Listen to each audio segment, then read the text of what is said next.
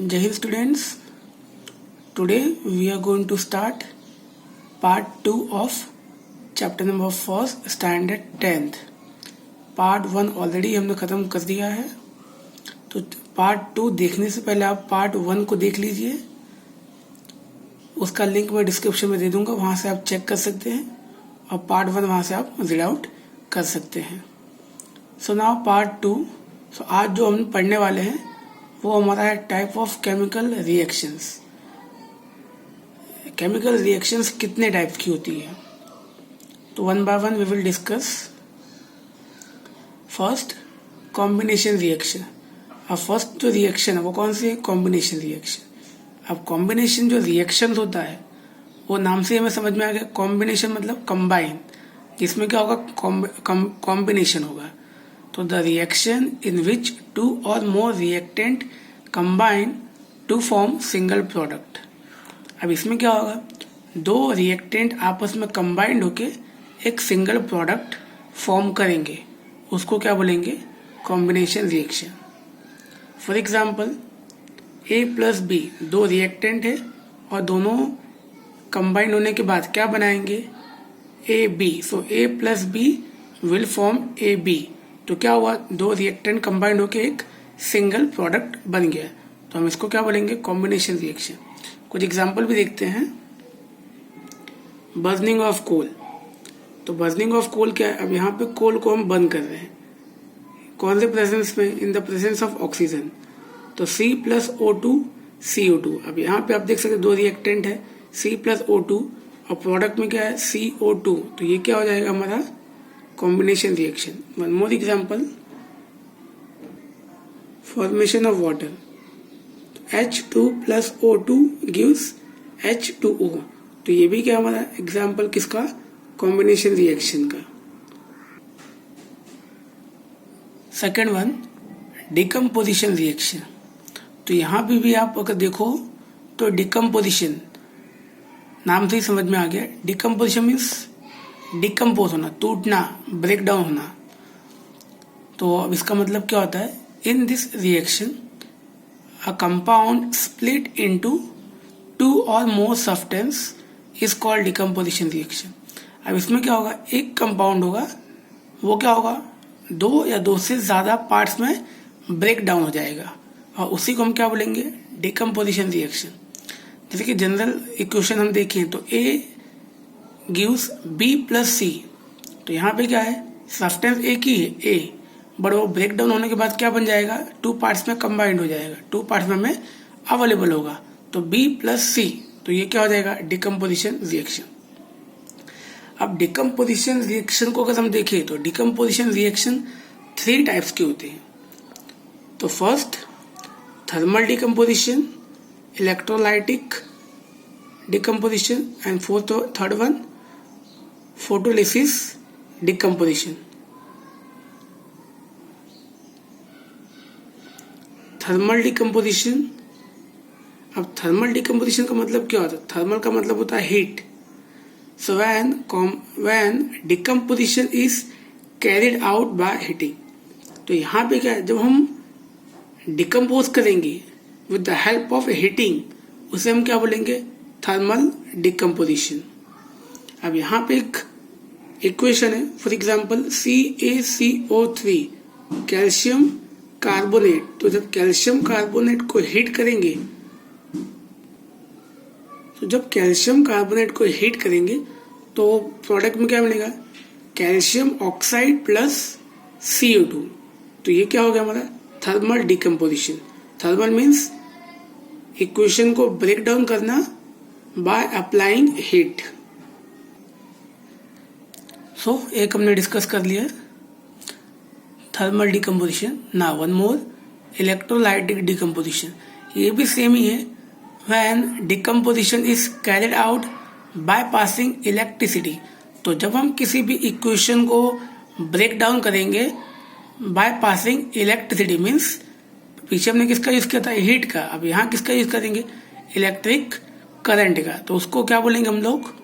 Electrolytic decomposition. For example H2O, हम इसमें क्या करेंगे? इलेक्ट्रिक करंट से इसको पास करेंगे तो क्या होगा, सब्सटेंस दो पार्ट में ब्रेक डाउन हो जाएगा, क्या मिलेगा H2 plus O2। One more, photolysis decomposition. So same here, but अब यहाँ पे क्या होगा, पीछे हमने बात की थी with the help of electric current की, अब यहाँ पे किसका यूज करेंगे, with the help of sunlight. When decomposition is carried out in a presence of sunlight, तो जब यहाँ पे डिकम्पोजिशन होगा किसकी वजह से, with the help of sunlight, उसको हम क्या बोलेंगे, फोटोलाइसिस डिकम्पोजिशन। तो ये जो इक्वेशन है AgCl with the help of sunlight break into silver plus chloride।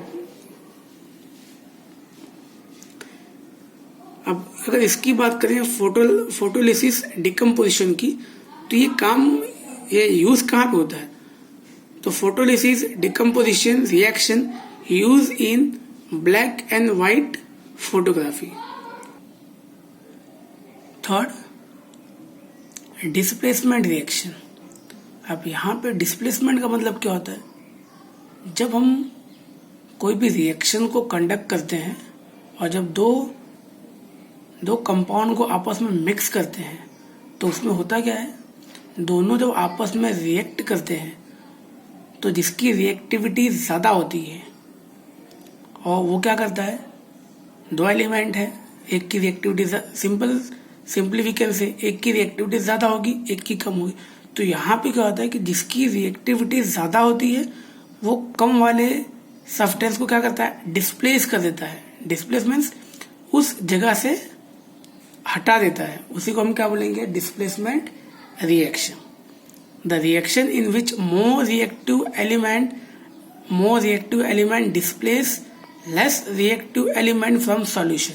Solution से क्या होगा, more reactive element less reactive element को डिस्प्लेस कर देगा, उसी को हम क्या बोलेंगे, displacement reaction. For example Fe, ये एक एलिमेंट है, एक सॉल्यूशन हमारे पास है CuSO4 कॉपर सल्फेट। तो जब आयरन को कॉपर सल्फेट के सॉल्यूशन में मिक्स करेंगे तो यहाँ पे जो Cu है कॉपर और आयरन, कॉपर की रिएक्टिविटी कम है, आयरन की रिएक्टिविटी ज़्यादा है। तो आयरन क्या करेगा, कॉपर को उसकी पोजीशन से डिस्प्लेस कर देगा और कॉपर की जगह कौन आ जाएगा, Fe। तो प्रोडक्ट में क्या मिलेगा हमें, FeSO4 प्लस Cu। तो यहाँ पे क्या किया, आयरन ने कॉपर को डिस्प्लेस कर दिया। क्यों डिस्प्लेस कर दिया, क्योंकि आयरन और कॉपर की अगर बात करें तो आयरन की रिएक्टिविटी ज़्यादा होती है, किसके कंपेयर में, कॉपर के कंपेयर में।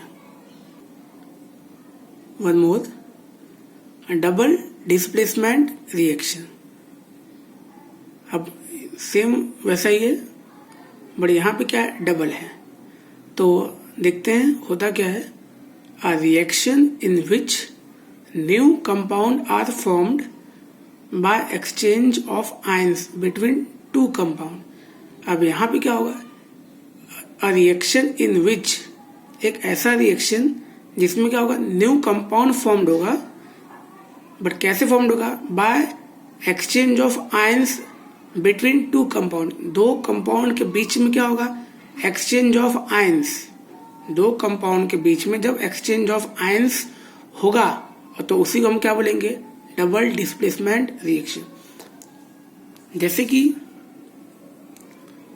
Na2SO4 plus BaCl2 gives BaSO4 plus NaCl। तो जो यहाँ पे क्वेश्चन है, sodium sulphate then barium chloride, तो अब यहाँ पे ये जो दो कंपाउंड है, दोनों में जब आपस में रिएक्शन होगा तो होगा क्या, दोनों आपस में आयंस को एक्सचेंज करेंगे। नेगेटिव वाला पॉजिटिव के साथ अट्रैक्शन होगा और पॉजिटिव वाला नेगेटिव के साथ अट्रैक्शन होगा, तो वहां पे जाके न्यू कंपाउंड अवेलेबल होगा। जैसे कि यहाँ पे इक्वेशन हम देख सकते हैं, barium sulphate plus NaCl। NaCl मतलब क्या होता है, सोडियम क्लोराइड। एक और टाइप है ऑक्सीडेशन एंड रिडक्शन। अभी जो ऑक्सीडेशन एंड रिडक्शन है, ऑक्सीडेशन एंड रिडक्शन, अब देखते हैं ऑक्सीडेशन एंड रिडक्शन क्या होता है। तो हमेशा ये ध्यान रखिए, ऑक्सीडेशन मतलब addition of oxygen, addition of oxygen और रिमूवल ऑफ हाइड्रोजन। अगर किसी भी इक्वेशन में ऑक्सीजन ऐड होता है या तो हाइड्रोजन रिमूव होता है तो हम उसको क्या बोलेंगे, ऑक्सीडेशन। रिडक्शन में सेम एज इट इज क्या होगा, ऑपोजिट ऑफ ऑक्सीडेशन। यहाँ पे क्या होगा, एडिशन ऑफ हाइड्रोजन होगा और रिमूवल ऑफ ऑक्सीजन होगा। अगर किसी भी इक्वेशन में हाइड्रोजन, किसी भी रिएक्शन में हाइड्रोजन ऐड होता है, ऑक्सीजन रिमूव होता है, तो हम उसे क्या बोलेंगे, रिडक्शन। अब यहाँ पे देखिए इक्वेशन है, copper react with oxygen gives CuO। तो यहाँ पे देखिए जो फर्स्ट रिएक्टेंट साइड है Cu, तो यहाँ पे ऑक्सीजन अवेलेबल नहीं है, बट यहाँ पे वो क्या होगा, ऑक्सीजन के साथ कंबाइंड होके प्रोडक्ट में ऑक्सीजन अवेलेबल हो जाएगा। तो यहाँ पे क्या होगा, Cu के साथ ऑक्सीजन ऐड हो गया, तो हम क्या बोलेंगे, oxidation. Same as it is CuO plus H2, reactant side में CuO ऑक्सीजन अवेलेबल है, बट अगर उसी को हम देखें प्रोडक्ट साइड Cu, तो यहाँ पे ऑक्सीजन अवेलेबल नहीं है, तो हम इसे क्या बोलेंगे, रिडक्शन। क्योंकि डेफिनेशन में भी हमने क्या पढ़ा था, एडिशन ऑफ ऑक्सीजन, और यहाँ पे क्या आएगा, रिमूवल ऑफ हाइड्रोजन और एडिशन ऑफ ऑक्सीजन। अगर किसी भी रिएक्शन में ऑक्सीडेशन एंड रिडक्शन, अगर किसी भी रिएक्शन में ऑक्सीडेशन एंड रिडक्शन दोनों चीजें होती है, तो हम उसको क्या बोलेंगे, redox reaction. Effect of oxidation in daily life. तो ऑक्सीडेशन का हमारे डेली लाइफ में क्या फर्क पड़ता है, तो नॉर्मल सी बात है, आप जानते हैं, कोरोजन, जब किसी भी मेटल में रंग लगता है, फॉर एग्जांपल आयरन में, तो when a metal is expose, जब कोई भी मेटल एयर अदरवाइज वाटर के कांटेक्ट में आता है, जब कोई भी मेटल एयर और वाटर के कांटेक्ट में आता है, तो इट गेट ऑक्सीडाइज, और वो क्या हो जाता है, थोड़ा सा वीक हो जाता है, और उसके ऊपर कोरोजन होना स्टार्ट हो जाता है, मीन्स जंग लगना स्टार्ट हो जाता है। तो ये कुछ इफेक्ट है हमारी लाइफ में जो कंटिन्यूसली होते हैं। और आपको पता होगा कि कोरोजन ना हो तो उसके लिए हम क्या करते हैं, सारे मेटल्स में हम क्या करते हैं, पेंट करते हैं। Now one more point, rancidity. अब रैंसिडिटी क्या होता है, when fat and oils are oxidise, जब फैट्स एंड ऑयल जब वो ऑक्सीडाइज होते हैं, अब ऑक्सीडाइज कब होते हैं, एयर के कांटेक्ट में आने के बाद। जब वो ऑक्सीडाइज होते हैं एयर के कांटेक्ट में आने के बाद, तो उनका स्मेल एंड टेस्ट दोनों क्या होता है, चेंज हो जाता है, उनका स्मेल और टेस्ट दोनों चेंज हो जाता है। तो उसी को हम क्या बोलेंगे, रैंसिडिटी। तो रैंसिडिटी से चीज़ों को बचाने के लिए, जैसा कि आपने देखा होगा कि जो फूड पैकेट्स अवेलेबल है मार्केट में, हम क्या करते हैं, फूड पैकेट्स के अंदर से गैस को निकालने के बाद, मीन्स अंदर से एयर को निकालने के बाद हम उसमें नाइट्रोजन गैस ऐड करते हैं, जिससे कि वो फूड पैकेट लॉन्ग टाइम तक अच्छे से अवेलेबल रहे, उसकी स्मेल खराब ना हो। So here the part 2 of chapter number 1 we have finished. If you like the video, then subscribe it, share it with your classmates, and don't forget to like. Thank you for watching.